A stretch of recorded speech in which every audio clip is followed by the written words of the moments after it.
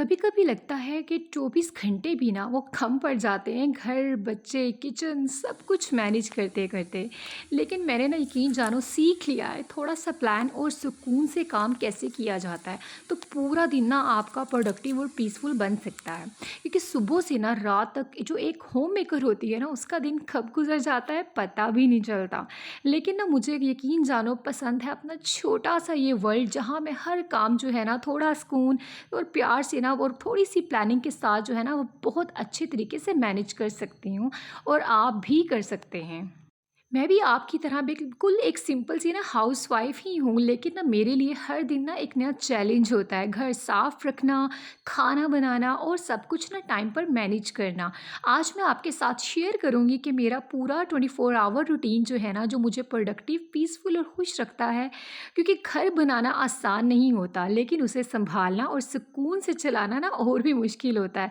तो मैं अपना पूरा दिन जो है ना किस तरह से मैनेज करती हूँ, क्योंकि ना ही जिससे घर बिखरे और ना ही दिल। So let's start it. अस्सलाम वालेकुम, कैसी है हमारी यूट्यूब फैमिली। आई होप आप लोग बिल्कुल ठीक होंगे। मैं भी अल्लाह के फजल से बिल्कुल ठीक हूँ। यहाँ पे एज़ यूजुअल मेरा जो है ना मॉर्निंग जो है वो नाश्ते किए बगैर तो हो ही नहीं सकता, क्योंकि भाई आपको जब तक पावरफुल एनर्जी ना मिले ना, तो भाई कोई भी काम इम्पॉसिबल है।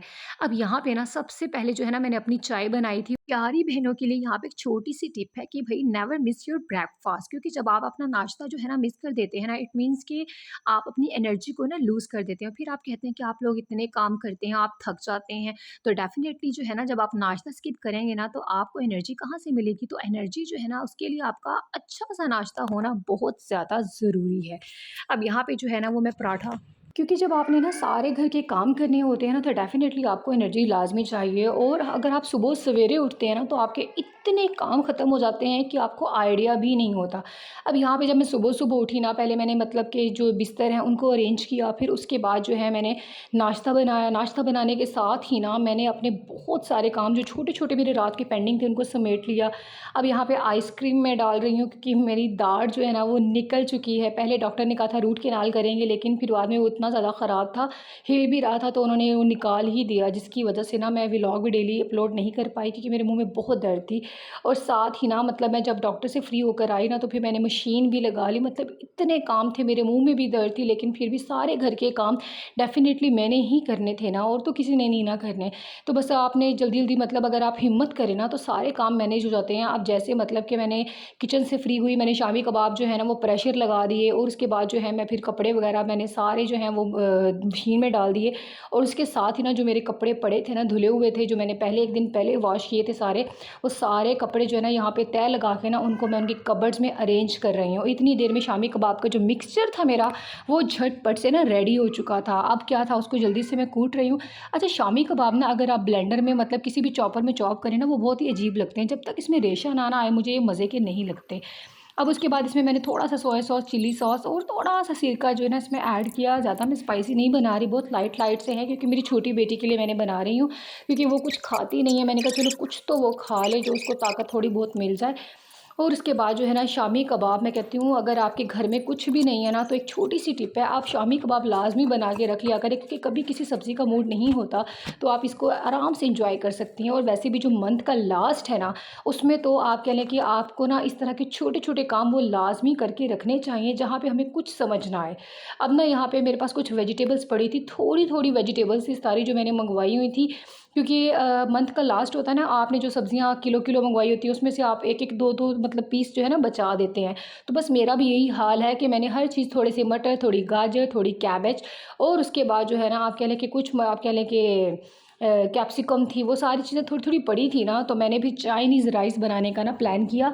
मैंने कहा चलो भई, मेरे मुँह की भी हालत कुछ इतनी ही नाज़ुक है कि मैं कोई रोटी तो चबा नहीं सकती। तो डॉक्टर ने भी कहा है कोई लाइट चीज़ खानी है, क्यों ना चाइनीज़ ही खा लें।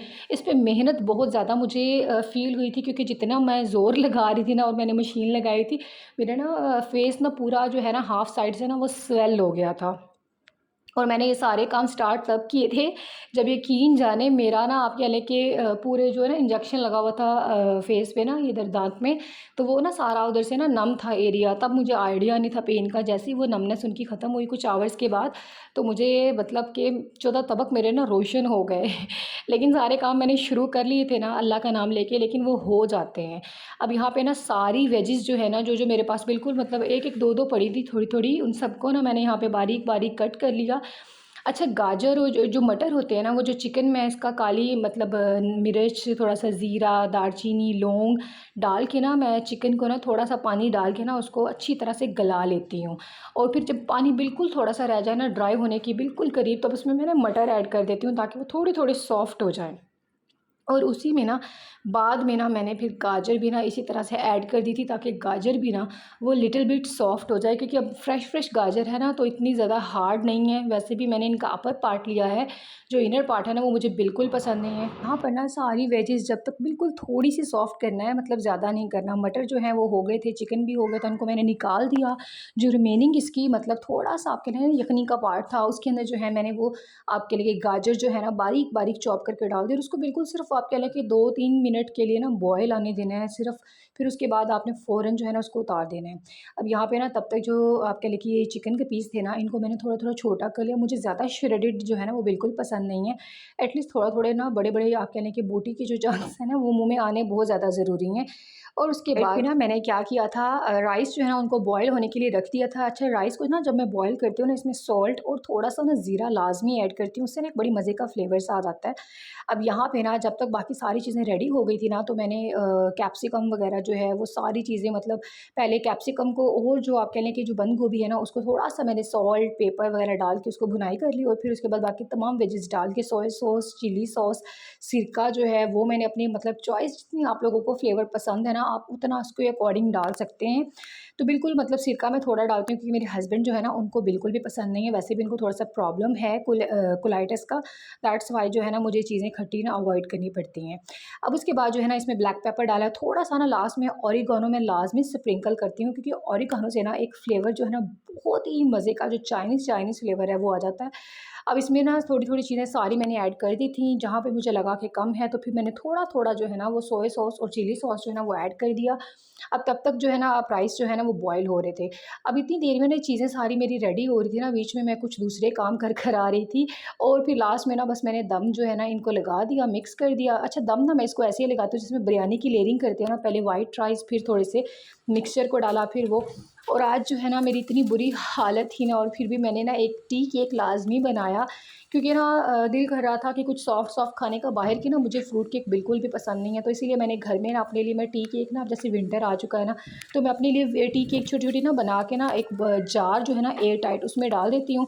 तो मतलब जब दिल करता है ना तो 1-2 पीस जो है ना वो चाय के साथ मैं ईज़िली ले लेती हूँ। ये बहुत ही मज़े का टी केक बना था ना, और इतना सॉफ्ट था ना मुझे खुद नहीं यकीन आ रहा था। ये मैंने ही बनाया था क्योंकि इसमें मैंने सारे नट्स जो है ना वो डाल दिए।